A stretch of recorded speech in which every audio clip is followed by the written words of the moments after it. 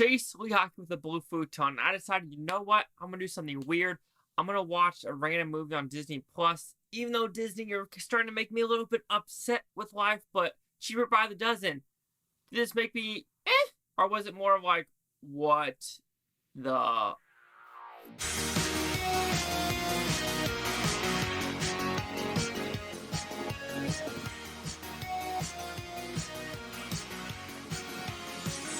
So cheaper by the dozen, what's it about? It's a very simple premise, actually. Two families get together, they each have their own kids, and they live in a house together, and shenanigans is supposed to ensue.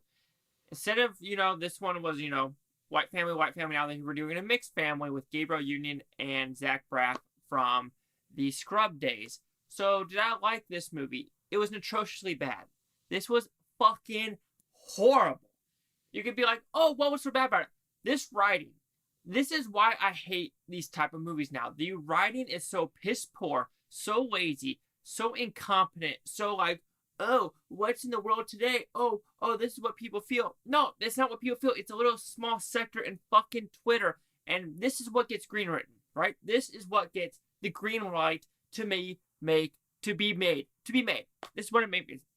Oh, so upsetting. So if you see my banner up top, it says I'm an executive producer. What am I an executive producer for? Well, I'm an executive producer for the Chris Stuckman film, Shelby Oaks. So I'm one of the people that decided to donate a decent amount of money and plus other stuff to actually have my YouTube channel in the movie. Hopefully that happens.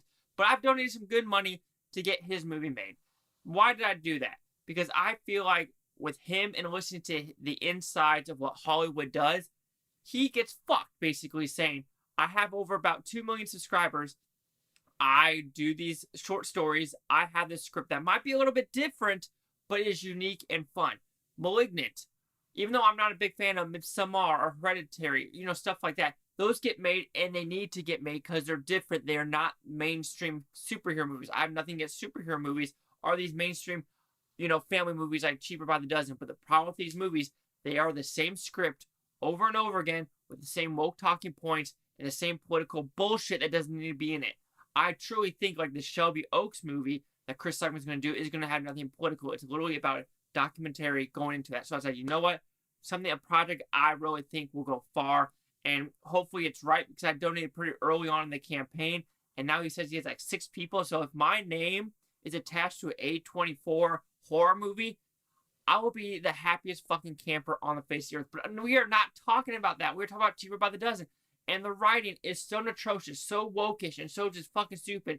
It's so bad. It is so bad. The acting, it's more about the adults. Movies like this, like the Steve Martin version, it's about the kids, the shenanigans with the kids, how the age range is so different from the guy that was in Smallville to Lizzie McGuire, I think it was, or was it Hilary Duff was in it, as well as, the younger kids. This whole age spectrum of how are they going to go with life with this huge stage. Here it is to me, it's singular, it's linear, and they all have these stupid fucking problems where it's like, it's so preachy. Like, people need to realize, like, not everyone is like this in the world. This sect of LA, California, there is actually different. Like, Orange County is very different from, like, Inglewood and stuff like that. And there are different parts of California that are different, like San Diego, LA, very different politically in levels like that.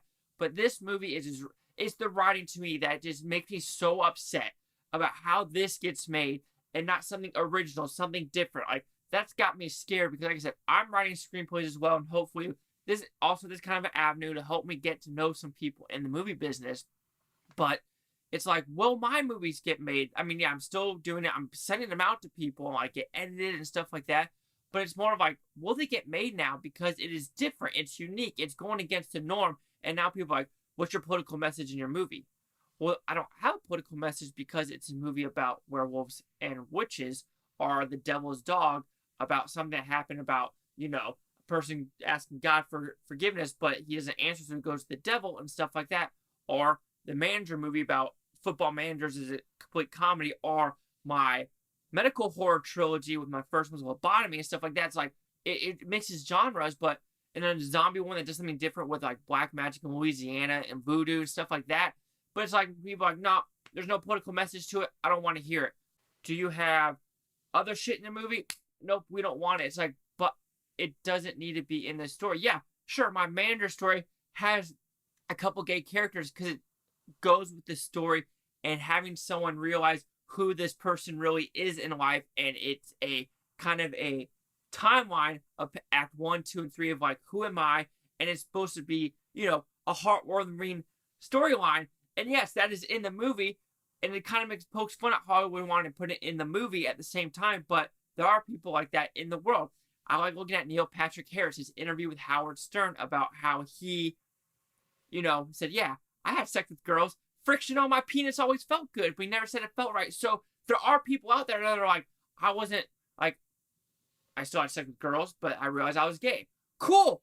Don't care. And that's the thing is, like, people need to realize a lot of gay people just want to live their life. And also I'm watching these Jubilee videos, and the same thing. They're just like, yeah, I just want to live my life. I don't need anything really else, just acceptance. Sure. But one just gets thrown down. And now I'm doing this video now because now this whole Disney thing is they want to put the LGBTQI elemental P. There's too many of them nowadays. Apparently it's like 32 letters now because that's why they put the plus. I don't know. And then like minority representation at least 50% of the movies. Okay, now let's think of this. This is about writing, guys. They're going to write this into this movie kind of like what Cheaper by the Dozen and everything else. Look at the graph of what representation in America is like and with, what it really is. And I bring that up because you know what? You're going to put all this stuff in this movie. Goodbye to your Middle East audience. Goodbye to the Russia audience. I know, like, oh, Russia. Goodbye to Central American audiences. Dominican Republic. Goodbye to a lot of these Africa. A lot of countries in Africa. So what you're doing, and goodbye China. Goodbye Japan. They don't allow same-sex marriage. So you are literally doing this shit for fucking 7% of the Twitter population around the fucking world. It doesn't make no goddamn sense. So this is not about the movie. To me, the movie is so bland. It's made so fucking piss poorly. It is just basically like, camera here, camera here. There's nothing original. The only reason they made this movie is because someone wrote the script and they're like, oh, what can we do better? Disney, do better. Stop doing this shit. I'm still promoting you and doing stuff. Yes, I own, like, Donald Duck. Huge fucking Donald Duck. And the reason why I'm going to still promote, because there's still people out there that feel like they don't have a voice and they need to put their voice out there, or as well as it was Walt Disney that made these characters. So I'm going to promote his original values, not these fucking people that are like, my child is transgender and pansexual. Your 6 or 8-year-old child is not pansexual. Stop forcing it on these fucking kids. 6-year-olds, some of them still shit their fucking pants. But you're like, they're pansexual. I don't even know what the fuck that means. Neither does the fucking kid, unless the kid doesn't know what pansexual means, unless someone is literally forcing it down their fucking throats and ears. Oh, Cheaper by the Dozen. This is a huge rant fucking thing about we need to do better and just like live their fucking lives. And like 4 teachers in Oregon, rape, fucking sexual assault, and they're kindergartners. The hypocrisy, the double standards fucking is livid in my life. Sometimes it keeps you up at night. I won't lie. But anyway, Cheaper by the Dozen. Directed poorly, acted whatever. The writing made this movie so bad. I cannot recommend this movie to anyone. So this is going to be one of those rare fucking things.